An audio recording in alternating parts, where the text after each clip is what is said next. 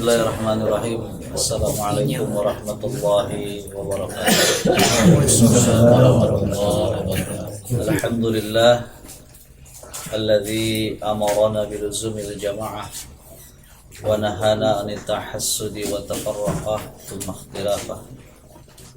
Walhamdulillahilladzi bi ni'matihi tatimmus salihah wa asbagha 'alaina ni'amahu zahiratan wa batinah. Asyhadu an la ilaha illallah wahdahu la syarika lah wa asyhadu anna Muhammadan abduhu wa rasuluh. Allahumma shalli wa sallim wa barik ala nabiyyina wa rasulina Muhammadin wa ala alihi wa sahbihi ajma'in. Amma ba'd. Masyaallah kan wa ma lam yasha lam yakun, la haula wa la quwwata illa billah. Para hamba Allah, para ikhwan, kaum muslimin rahimakumullah, ittaqullah haqqa tuqatih wa la tamutunna illa wa antum muslimin. Alhamdulillah, pada kesempatan malam hari ini kita sama-sama diizinkan oleh Allah untuk bisa berkumpul, bersilaturahmi, merapatkan saf, saling nasihat menasihati dalam kebaikan, dalam kesabaran. Semuanya ini tidak lain kita lakukan hanya untuk mencari ridha Allah Subhanahu wa taala. Tidak ada tendensi keduniaan, tidak ada ambisi keduniaan. Semuanya berangkat dari sebuah rasa nikmatnya iman. Walaupun memang ya, ini udah klasik ya. Jadi kita ngomong agak klasik lagi nih. Karena ada kasus klasik, jadi kita ngomong agak klasik. Emang cobaannya luar biasa. Orang untuk mencari kebaikan di tengah jerami itu luar biasa. Banyak ya cobaan-cobaannya yang luar biasa. Seperti halnya misalnya memang tadi sudah disampaikan, diawali dengan sebuah cuaca yang membuat kita ini antara berangkat atau tidak gitu kan, hujan. Tapi itu kembali lagi, jika kita didukung oleh orang-orang yang ada di sekitar kita untuk maju, kita terbawa maju. Jadi keluarga kita itu sangat mendukung kita untuk kita istiqomah.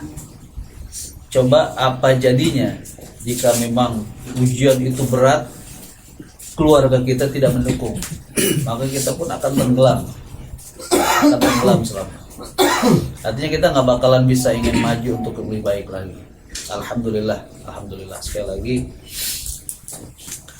Alladzi bi ni'matihi tatimmus shalihat.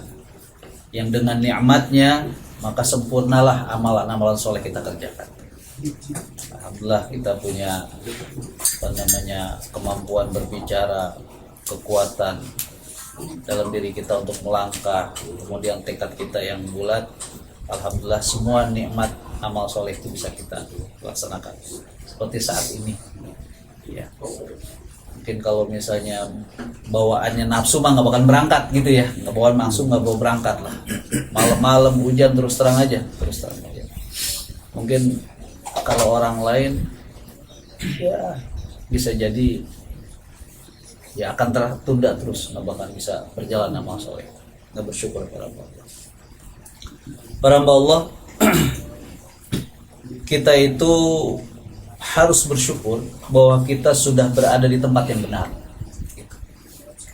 Dulu kita mencari-cari tempat itu dengan berbagai informasi tentang tempat satu dengan tempat yang lainnya.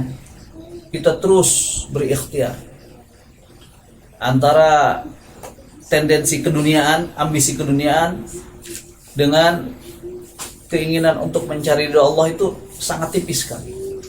Sehingga kita benar-benar mencari yang benar-benar keluar dari hal-hal keduniaan. Kita tahu ya, tempat-tempat yang dulu mungkin kita berorientasi geraknya di sana itu gerak high speed, cepat dan tinggi.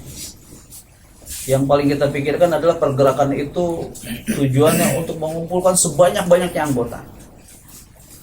Sehingga dengan banyaknya anggota itu sangat tidak dipikirkan bagaimana kualitasnya. Jadi kebanyakan orang, banyak pikiran, tidak berlandaskan Al-Quran dan Sunnah, akhirnya bias. Bias itu artinya bercampur, nggak jelas.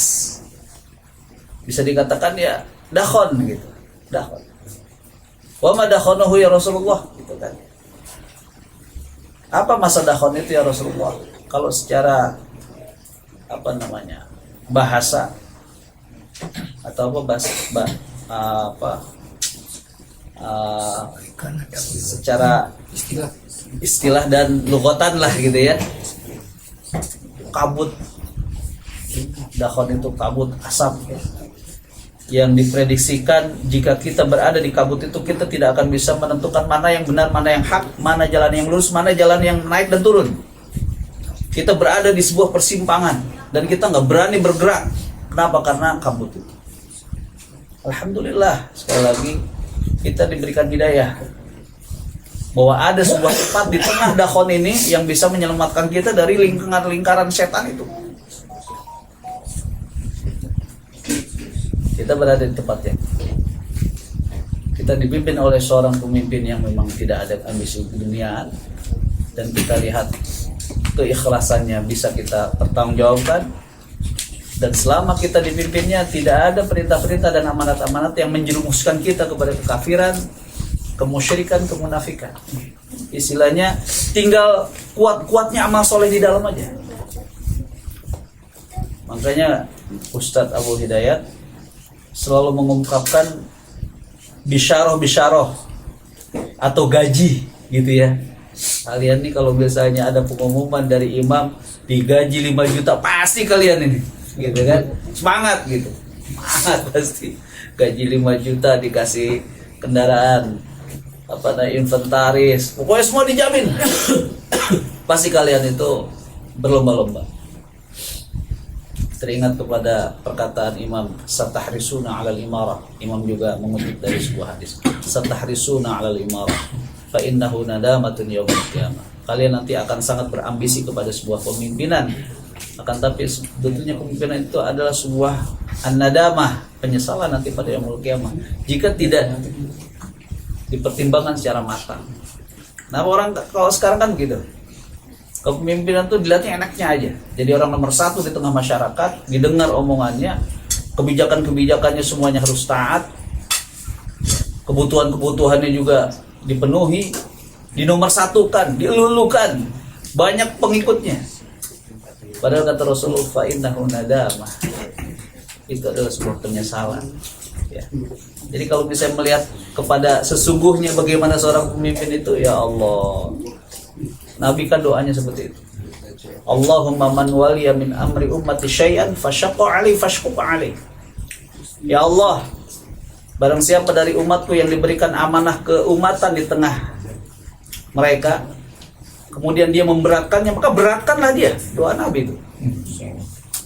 Doa Nabi tahu sendiri lah, nggak ada hijab. Daripada umatku yang diberikan keamanahan sebagai amir, lalu dia memberatkannya, beratkan fasyaqqa. Nah, orang kalau ini perkataan ini yang pernah disampaikan oleh Habib Rizik itu waktu ngomongin masalah keimarahan. Jadi kalau seorang memikirkannya tentang hal itu, bagaimana tanggung jawabnya seorang pemimpin, nggak ada satu orang pun. Doa Nabi. Kemudian dalam hadis yang lain juga disebutkan, ma min muslimin yastar'iyahu ra'iyatan yamut yauma yamutu wa huwa ghashun li ra'iyati haramallahu 'alaihi al-jannah. Tidaklah dari seorang mukmin yastar'ihillahu ra'iyatan, yang Allah berikan kera'iyahan. Apa tuh kemarin tuh? Masalah struktural dan fungsional dan struktural ya.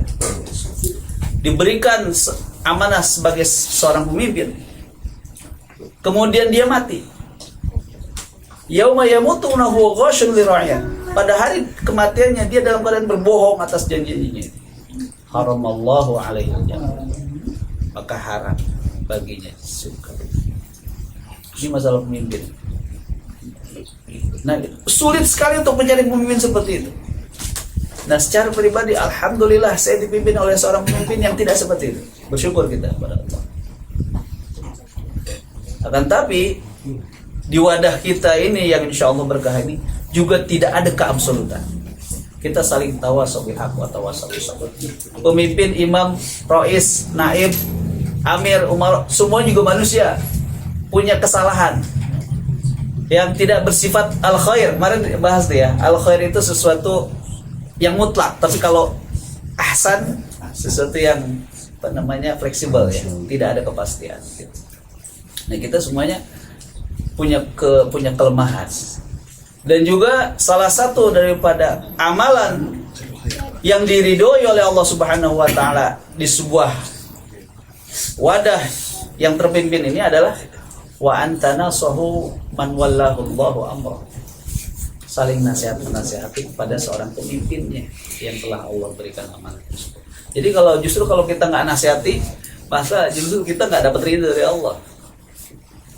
Agar selalu berada di dalam track yang benar. Ana meyakini di jamaah itu benar karena sebuah perjuangan jihadnya beda dengan yang lain. Maaf gini, kita boleh berbeda ya. Tapi bukan untuk tafarruq atau tanazzu kemarin ya. Kalau tanazzu itu apa sifatnya? Mencabut gitu ya. Artinya mengklaim dirinya.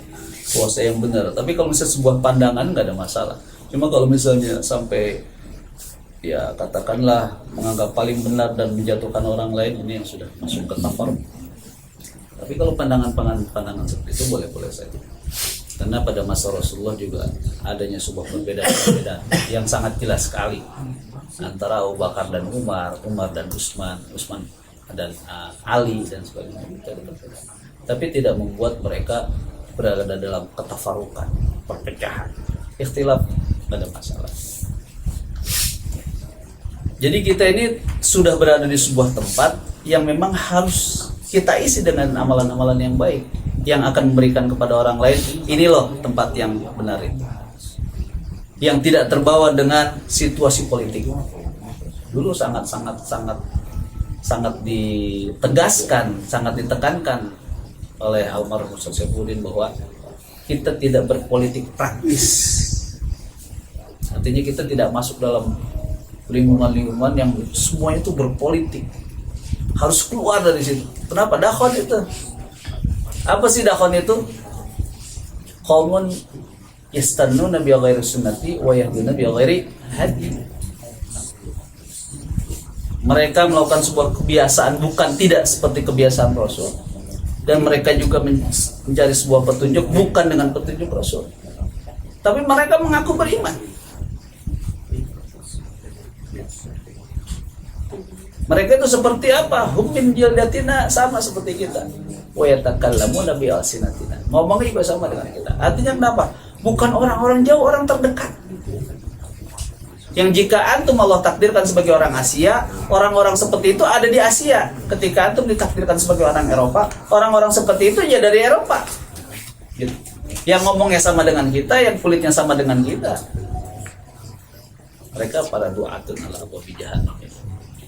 Nah, alhamdulillah sekali lagi kita terbebas dari hal itu. Tinggal kita isi bahtera kita ini, perahu kita ini dengan kebaikan-kebaikan yang sifatnya diutamakan secara personal dari diri kita, sehingga secara tidak langsung orang melihat diri kita. Seperti apa seorang atlet mengatakan bahwa orang kafir itu melihat Islam itu bukan melihat dari kitabnya, tapi melihat dari perilaku orang Islam itu sendiri.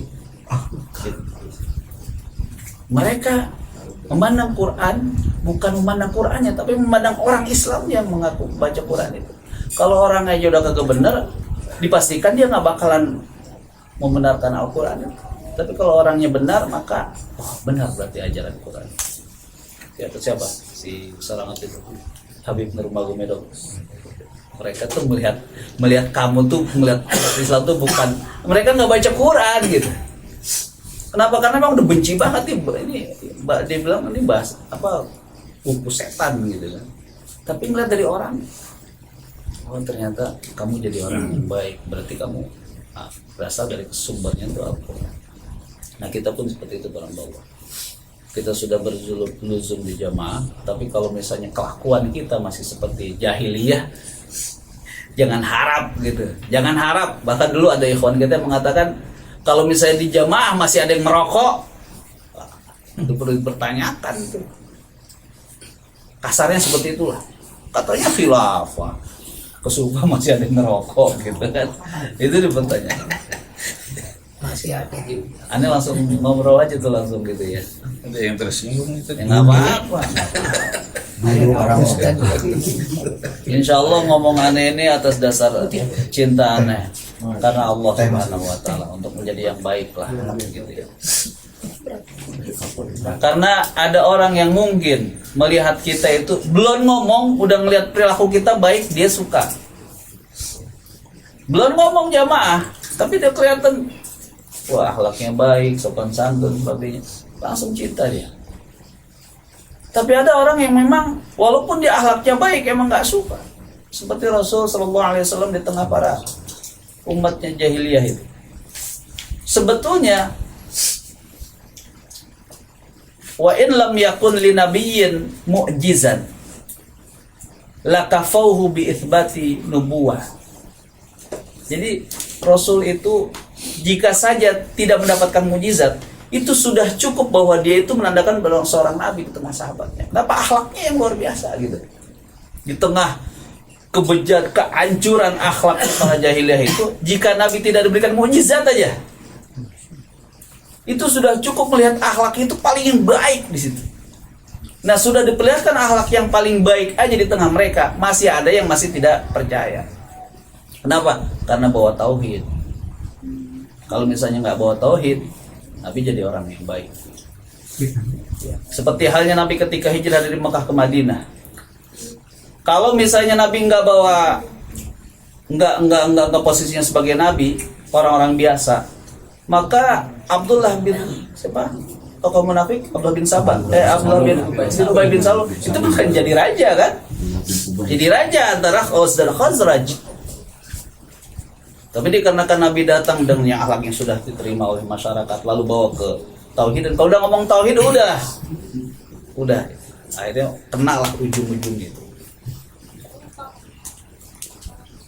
Dan begitulah akhlaknya Nabi Sallallahu Alaihi Wasallam. Jika saja Nabi tidak masuk dalam kategori para Nabi ulul azmi, maka Jazirah Arab itu masuk dalam kategori bangsa yang akan diazab oleh Allah Subhanahu Wa Taala. Kenapa? Tatkala Rasulullah SAW ditantang, ya Muhammad, jika Tuhanmu itu benar, maka jadikan nih Jabal Qubais itu jadi gunung emas. Nabi doa pada Allah, ya Allah gimana nih ada tantangan seperti ini. Muhammad, Allah Maha Kuasa, bisa dijadikan Jabal Qubais itu menjadi gunung emas. Tapi konsekuensinya adalah jika mereka tidak beriman, maka langsung akan diadab oleh Allah. Jadi sama seperti umat dulu nantinya akan tertera dalam Al-Quran adalah umat yang diadab lagi setelah azab yang terakhir itu kaum Ad, Thamud, Amalik dan sebagainya, Lut gitu. Tapi sekali lagi Nabi Muhammad akhlaknya nggak usah ya Allah, nggak usah diadab. Kenapa?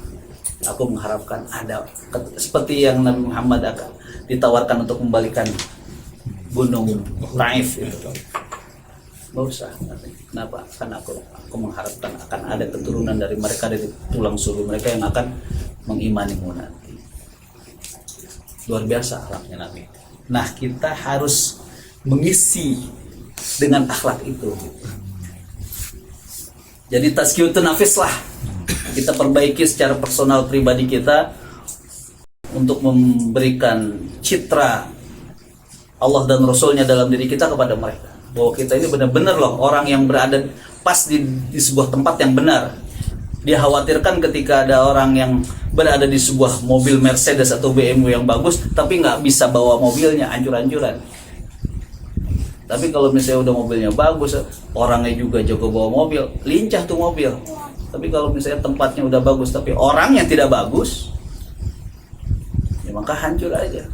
Yang tadi jadi cibiran tadi, katanya hilafah, tapi orang-orang katanya ikuti sunnah gitu kan. Nah ini ujian bagi kita, karena memang tidak mudah untuk bisa memberikan pemahaman dan meratakan kepada umat yang lain. Seperti contoh aja program kita saat ini, hafalan dan tilawahnya, nggak semuanya bisa bareng bagus tilawahnya. Antum udah masuk ke level tinggi, ini masih ada level bawah.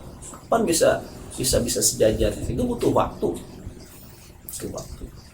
Dan kita yang tadi saya sampaikan di intermezzo di awal-awal bahwa kita ini bukan sebuah organisasi yang mencari pengikut banyak, tapi mencari orang-orang yang memang berkualitas walaupun sedikit. Kopassus lah 1:10. Bukankah memang Al-Quran juga menjelaskan hal seperti itu? Justru bukan karena banyaknya, malah justru ketika Islam jumlahnya banyak malah dikalahkan dalam perang Hunain itu. Ketika Ba'da Fatu Mekah itu 10.000 akhirnya banyak yang masuk Islam jadi 12.000. Jumawa dia bakalan menang nih. Ternyata di dalamnya kocar-kacir, ada orang-orang Islam yang memang militannya masih belum seperti sahabat-sahabat yang dulu. Diserang baru begitu aja dari atas pakai anak panah, kabur semuanya. Sehingga membuat barisan-barisan kaum muslimin juga terbawa-bawa ikut kocar-kacir juga. Sampai siapa? Paman Nabi Hamzah atau Abbas yang berteriak tuh, yang suaranya lantang. Wahai para sahabat-sahabat yang pernah berjanji di bawah pohon itu kan. Hamzah. Abbas. Udah meninggal Abbas ya. Kalau Hamzah di Uhud ya. Sorry. Abbas baru masuk Islam itu. Sorry. Nah, jadi memang ini perjuangan kita ini untuk kita sama-sama beramal soleh di dalam sebuah wadah yang sudah kita yakini hak. Buktikan bahwa kita ini adalah orang-orang hak, yang kita tidak ada ambisi keduniaan, yang juga kita bukan untuk mencari sebuah kuantitas.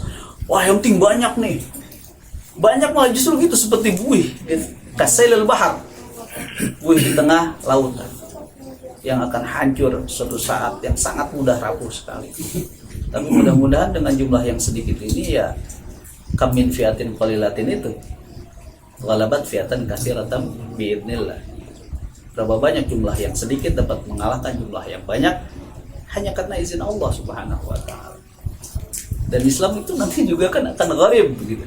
Bukan dilihat dari banyaknya. Tapi seorang ulama Yahudi mengatakan, bukan ulama ya, rahib Yahudi mengatakan bahwa agama yang nanti akan eksis pada akhir zaman adalah hanya Islam. Kenapa? Karena dilihat daripada kedekatan mereka dengan Tuhannya. Dia menceritakan bahwa saya punya teman orang Islam. Dalam waktu-waktu tertentu dalam satu hari itu, dia selalu mencari tempat untuk menyendiri, untuk menyembah Tuhannya. Kalau dilihat daripada kedekatan mereka, yakinlah bahwa Islam adalah agama yang paling eksis akan selamanya. Kenapa? Luar biasa kedekatannya. Berbeda dengan orang-orang di luar Islam, seperti contohnya Kristen. Dia datang ke gereja hanya ketika dia membutuhkan sesuatu. Tapi kalau orang Islam butuh atau tidak, wajib melaksanakannya.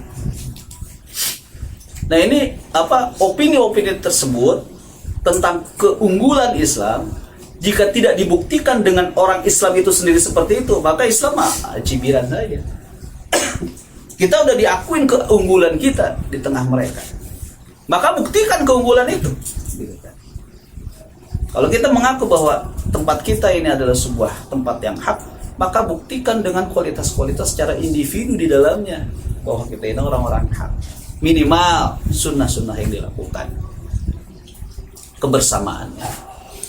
Jangan sampai terbawa-bawa dengan gerakan-gerakan yang disinyalir orang memang produk wahyu, ra'yu gitu. Ya, seperti mohon maaf ini, ukhuwah, maaf. Nah, Ana nggak terlalu setuju dengan demo. Ana cinta kepada Palestina, Ana cinta kepada ikhwan-ikhwan yang di sana. Ketika memang anak-anak punya harta, anak akan donasikan. Tapi untuk dengan cara seperti itu Justru itu yang dulu aneh abaikan cara demo itu. Kalau memang demo diizinkan dulu sejak Ustadz Saifuddin, kita sudah suruh demo itu. Orang yang paling santer singa podium itu Ustadz Saifuddin. Yang pertama kali kita mendapatkan informasi bahwa Islam itu diparsialkan seperti apa kue lapis, kita ingat ya, itu dari beliau. Sebagaimana lantangnya omongan tentang politik beliau tentang Islam dan politik, ketika memang peristiwa Bosnia dan Herzegovina terjadi, Kroasia itu, Islam kita dapat informasi hanya dari sebuah tabloid yang bernama Sabili itu kan, dan yang lain-lain itu. Dulu gerakannya kita masih apa, kepanduan gitu kan, likoan dari PKS kan. Kalau misalnya memang wah Islam kok nggak begini, justru itu aneh tertarik.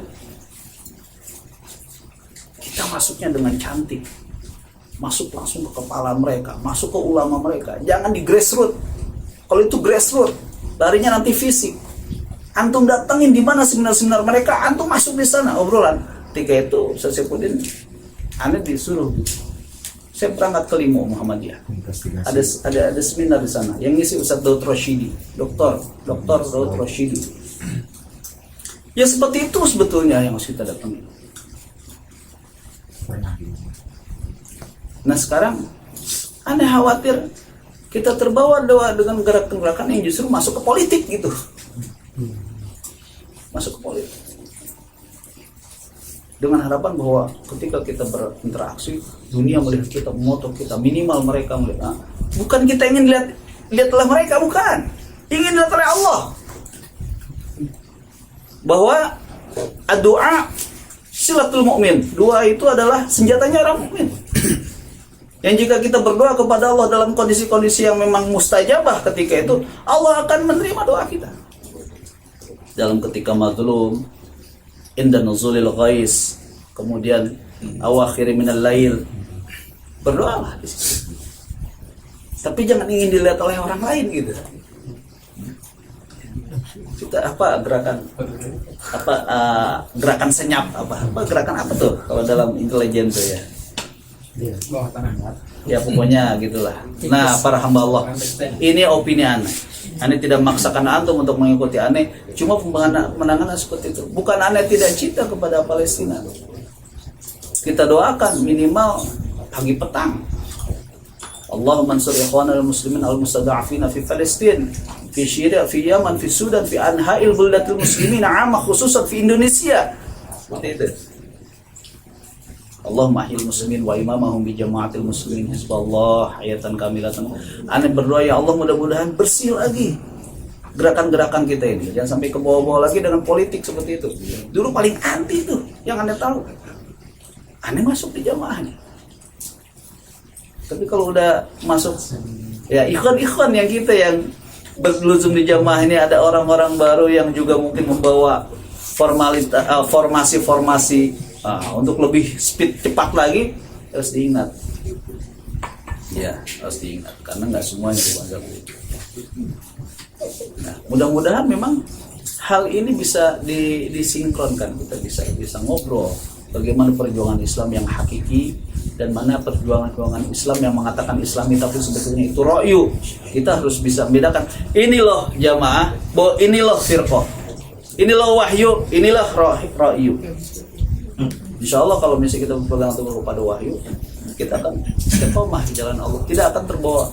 Kalau Ustaz Saifuddin bilang kita ini sedang berada di bahtera Nabi Nuh, mengajak orang untuk selamat, wahai kaum muslimin, ayo sini.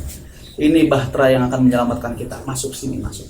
Jangan kamu nolong dia cebur ke sana, ke bawah, kamu harus masuk sini, masuk. Mau atau tidak urusan dia dengan Allah seperti Nabi Nuh dengan Kanaan. Fa innahu laysa min ahlik. Ya Nuh, dia bukan anak kamu. Kenapa? Dia anahu ya'malun ghairu shalih, dikarenakan mereka tidak beramal saleh. Bukan kewajiban kamu lagi itu udah. Yang penting kamu sudah mendakwahkan kepada mereka. Mereka praktek royu semua, jangan ikut mereka. Istiqomah kita. Apa kata Ustaz Saifuddin? Apa menggelinding seperti bola salju dan mengeras ke dalam. Keras ke dalam dan merinding keluar seperti bola salju. Nah mudah-mudahan para hamba Allah dengan keistiqomahan kita yang mungkin kalau dilihat orang mah kumpulan apa dikit tuh sampai di Riasa Cinere itu ada ikhwan yang memang dia sudah tidak aktif lagi mengatakan jamaah masih ada ya. Dulu Cinere banyak karena memang minta otonomi daerah gitu, minta ke Serpong gitu kan, ke Jawa Ustaz, oh foto sana Itu kejadian ada Ustaz kayak gitu Mas. iya ada yang seperti itu. Dia nanya Lama nggak kan orang asal bikin lawal di Cinere itu, Cinere masih ada. Dikasih daging kurban biasanya makan.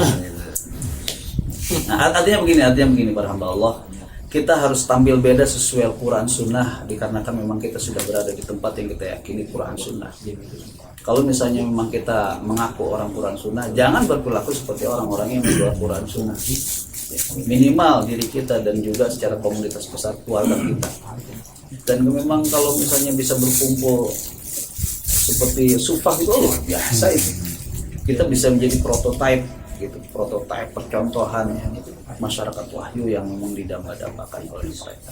Adapun mereka mau ikut atau tidak serah dia mereka. Nanti kita fahasin kama ahsanallahu alaika. Berbuat baiklah kepada mereka sebagaimana Allah berbuat baik juga kepada Anda. Itulah para hamba Allah.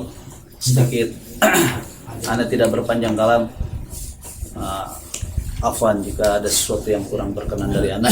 Wabillahi taufiq wal hidayah. Assalamualaikum warahmatullahi wabarakatuh. Waalaikumsalam warahmatullahi wabarakatuh.